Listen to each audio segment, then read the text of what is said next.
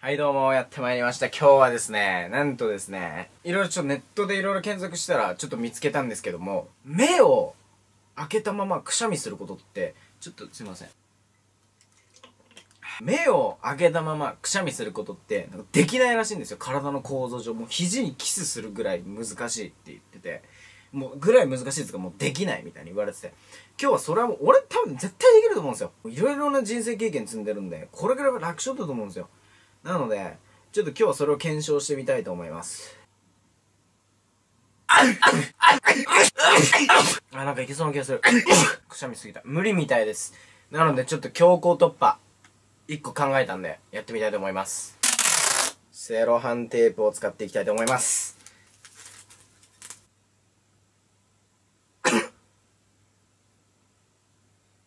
咳かこれは。咳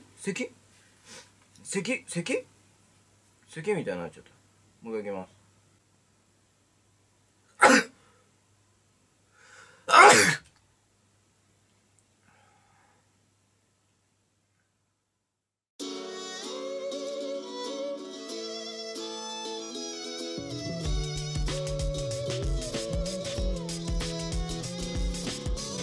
こんばんは。なぜ今日はニコニコ動画に動画をアップしたかというとですね、取れた。そこで動画を配信する予定でございます。タイトルはサシマンスタジオ。あったかいよ。この自動くすみがき、この腕のところまでやってくれると気が利くな。やばかったら入ってせーの。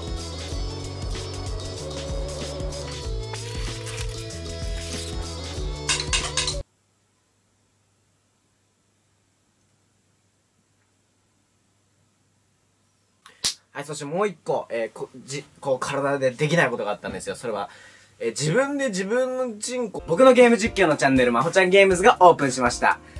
PC の方はこちらのアイコンをクリック。スマホの方は動画説明欄のリンクからぜひぜひチャンネル登録よろしくお願いします。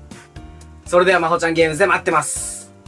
やっぱり髪型だけをずっとやっていくっていうのはね、どうしてもジャンルがね偏ってしまう。見てくれる人がやっぱ髪型に興味ある人じゃないと見てくれないっていうことなんでね、